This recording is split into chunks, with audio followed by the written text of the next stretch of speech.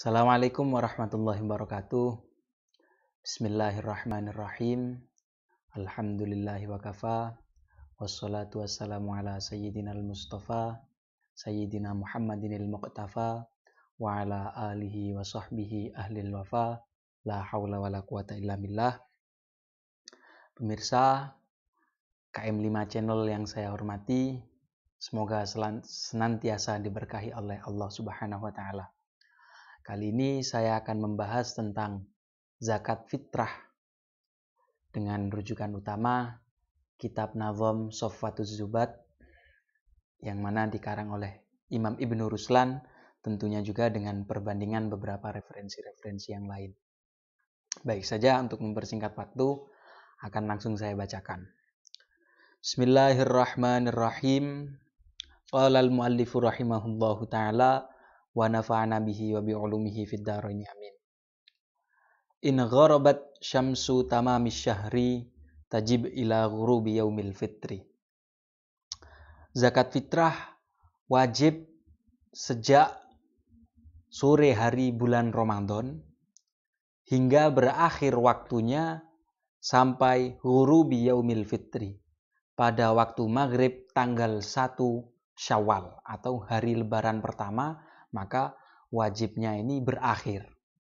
Kalau dia mengerjakannya setelah maghrib tanggal 1 bulan Ramadan, maka dia akan terkena hukum haram. Dia tetap wajib melaksanakan zakat, akan tetapi dia berdosa karena mengakhirkannya dari waktu wajibnya. Nabi Muhammad SAW bersabda, Man addaha qabla sholah fahiya sodakotun makbulah. Barang siapa mengerjakan zakat fitrah sebelum dikerjakan sholat idul fitri, maka fahiya sodakotun makbulah. Zakat fitrah tersebut menjadi sodakoh yang diterima oleh Allah. Waman addaha ba'da sholah fahiya sodakotun minas sodakoh. Sedangkan apabila seseorang mengerjakannya setelah selesai melaksanakan sholat, maka zakat fitrah tadi pahalanya hanya sama seperti sodakoh biasa. Dia tidak mendapat pahala zakat. Oleh karena itu, kita mengerjakannya sebelum sholat. Karena kalau setelah sholat menjadi makruh. Yang paling utama dikerjakan pada malam, diserahkan sebelum sholat. Apabila dikerjakan ketika bulan Ramadan, maka ya tidak apa-apa hukumnya. Karena dia boleh dikerjakan ketika mulai dari awal Ramadan. Ada umisli so'i khairir rusli khomsatu artolin wasul suritli Baghdada. Kadar zakat fitrah ini jika kita gunakan ukuran zaman dulu adalah so'i khairir rusli. Satu soknya utusan terbaik yaitu Nabi Muhammad SAW. Jadi satu sok di zaman beliau. Berapakah itu? Khomsatu artolin wasul suritli. Yakni 5 dan sepertiga ritel Baghdad. Ya kalau sekitar sekarang mungkin 27,5 ons mungkin ya. Qadrus so'i wahwa bil ajfan qoribu arba'i yadai insan. Jika digunakan ukuran biasa, ya digunakan ukuran konvensional, maka zakat fitrah ini kira-kira 4 telapak tangan, sekitar 4 telapak tangan seseorang. Jadi telapak tangan seseorang yang sudah dewasa, maka itu adalah ukuran dari zakat fitrah. Wajin suhul qutu minal mu'asyari ghalibi quti baladil mutahhari. Sedangkan yang harus dikeluarkan oleh dia adalah al-qut, yaitu makanan pokok di hari normal, dalam artian bukan hari krisis, yang mana makanan pokok tersebut berasal dari ghalibi quti baladil mutahhari. Makanan yang umum dimakan oleh penduduk negara si orang yang mengenakan zakat. Ya, kalau konteksnya di Indonesia, khususnya di Pulau Jawa, maka menggunakan beras. Kalau konteksnya mungkin di pulau-pulau lain ada yang makanan pokoknya menggunakan sagu atau jagung, ya mungkin menggunakan itu. Lah, ada beberapa permasalahan yang akhir-akhir ini cukup sering mengemuka, yaitu adalah mengenai mengenai berzakat menggunakan uang. Berzakat menggunakan uang ini para ulama berbeda pendapat hukumnya. Di dalam mazhab Imam Syafi'i telah disepakati oleh para ulama bahwa tidak diperbolehkan hukumnya berzakat menggunakan uang. Karena zakat ini tujuannya adalah memenuhi kebutuhan makanan orang-orang fakir miskin di malam bulan hari raya, di malam hari raya, maka yang harus dikerjakan adalah berzakat menggunakan beras. Namun beberapa ulama mengatakan diperbolehkan berzakat menggunakan uang. Di antaranya adalah Imam Hanafi. Imam Hanafi mengatakan diperbolehkan menggunakan uang.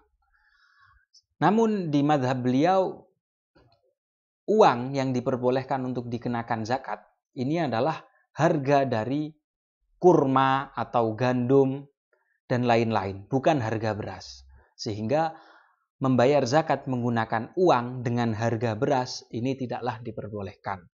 Menurut pendapat yang terkuat demikian. Wal muslimul hurru alaihi fitratuh wa fitratul ladzi alaihi al-mu'natuh. Zakat ini diwajibkan bagi seorang muslim yang merdeka, yang mana dia memiliki kelebihan makanan untuk dia dan juga orang-orang yang wajib dia nafkahi. Ini hukumnya wajib untuk membayar zakat. Begitu juga dia wajib jika masih mampu untuk membayarkan zakat orang-orang yang wajib dia nafkahi. Istri, anak-anak yang masih kecil, orang tua yang sudah tidak mampu bekerja, dan seterusnya. Dan zakat ini harus diserahkan kepada fakir miskin, yang mana fakir miskin ini bukan termasuk orang yang wajib dia nafkahi. Sehingga berzakat kepada anak sendiri, atau kepada khodim, atau kepada pembantu, yang mana pembantunya ini tidak dia gaji secara tetap, dalam artian makannya ikut dia, maka tidak diperbolehkan untuk berzakat kepada mereka. Sehingga zakat yang paling utama adalah diserahkan kepada fakir miskin. Namun beberapa ulama mengatakan, diantaranya adalah Imam Al-Qaffal, beliau mengatakan zakat ini fi kulli asnafi wujuhil khair. Boleh diserahkan di apapun yang baik, apapun yang bergolongan-golongan yang baik, seperti halnya kita temui di beberapa daerah di Indonesia, zakat diberikan kepada kiai, zakat diberikan kepada Pak Ustadz, dan segala macam. Sehingga diperbolehkan menurut Imam Ghafal. Namun yang lebih baik adalah zakat diserahkan kepada fakir miskin. Kemudian yang menarik ya di pembahasan zakat ini adalah tentang mudik. Karena zakat ini kan identiknya orang melaksanakannya ketika malam lebaran, sehingga keesokan harinya banyak orang yang berangkat mudik. Di tengah masa pandemi seperti ini, saya teringat sebuah perkataan dari Imam Sya'rani yang dinukil di dalam kitab Tanbihul Adhkiya. Beliau mengatakan begini, Man dohika awistamta'a bizawjihi. Barang siapa tertawa, awistamta'a bizawjihi, atau dia bermesraan dengan istrinya, dengan pasangannya, dengan suaminya atau istrinya, aula bisa mabkhoron, atau dia memakai parfum, au dhahaba ila mawadi'il mutanazzihat, atau dia pergi ke tempat-tempat rekreasi, ayyama nuzulil bala'i alal muslimin. Sementara ketika hal tersebut terjadi ini sedang ada bala, sedang ada cobaan bagi orang-orang muslim, fahuwa wal bahaimu sawaun, maka dia dan binatang ini sama saja, kata Imam Sya'rani. Kenapa? Karena dia tidak menampakkan rasa empati kepada sesama manusia, kata Imam Sya'rani. Sehingga di masa pandemi seperti ini, seyogianya kita tidak pergi mudik, bertemu sanak saudara, kita tidak pergi ke tempat-tempat rekreasi, kita tidak berkumpul, tidak berkerumun, dan segala macam. Hendaknya kita melakukan demikian. Kita tidak melakukan demikian. Dikarenakan apa? Dikarenakan di masa pandemi ini sedang terjadi nuzulil bala. Sedang turun cobaan yang menimpa kaum muslim. Jadi sebaiknya kita stay at home, tetap di rumah, dan juga jaga jarak, memakai masker sampai pandemi ini segera berakhir. Kemudian ada satu lagi permasalahan di dalam bab zakat yang mana kurang diperhatikan oleh sebagian orang, yakni adalah permasalahan ketika anak kecil ini ingin melaksanakan zakat, maka siapa yang harus meniatkan si anak kecil ini? Para ulama berkata, jika anak masih kecil maka yang wajib melaksanakan zakatnya, ya dalam artian ya memberikan zakatnya dan juga meniatkan zakatnya adalah abun, yaitu ayahnya. Kemudian jika tidak terdapat ayahnya, maka para ulama berkata jaddun, kakeknya. Wa in ala, kemudian ya seterusnya. Apabila tidak ada kakeknya, maka yang meniatkan si anak kecil ini untuk zakat adalah berpindah kepada al-wasi, yakni orang yang diwasiati oleh bapaknya. Apabila si anak kecil ini memiliki bapak angkat, ya berarti bapak angkatnya itu. Intinya al-wasi, orang yang diamanati, diberi wasiat oleh bapaknya. Kemudian jika si bapaknya tidak memiliki al-wasi, maka zakatnya ini harus dilaksanakan oleh al-qadhi, yakni qadhi setempat, hakim setempat, pemerintah setempat. Dialah yang wajib mengurus zakat, meniatkan si sobi dan seterusnya. Namun ada beberapa ulama yang mengatakan bahwa jika ayahnya tidak ada, jika kakeknya tidak ada, maka yang boleh si ibunya diperbolehkan untuk melaksanakan zakat bagi si anak kecil ini. Tapi ini pendapat doif, sehingga lebih baik kita langsung beralih kepada al-wasi. Baru kalau al-wasi, orang yang diwasiati tidak ada, baru kita beralih kepada al-qadhi, yakni pemerintah setempat, hakim setempat. Jadi ini mungkin beberapa orang kurang memperhatikan ya, sehingga ya ada kalanya mungkin ya saudaranya atau siapanya atau pamannya mungkin. Padahal yang diwajibkan adalah pertama ayah, kalau ayahnya tidak ada kakek dan seterusnya. Baru menurut sebagian ulama ibunya, namun menurut pendapat yang lebih kuat adalah al-wasi, yakni orang yang diberi wasiat oleh bapaknya. Baru kemudian al-qadhi.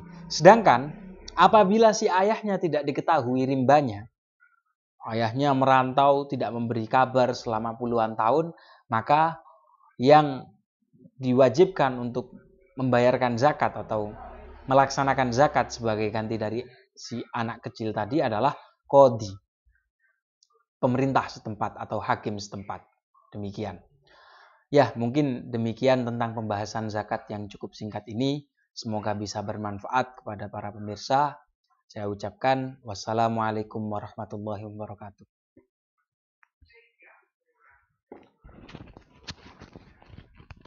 Sampun Kang Anan. Koyo cek suwe nih, kecepatan.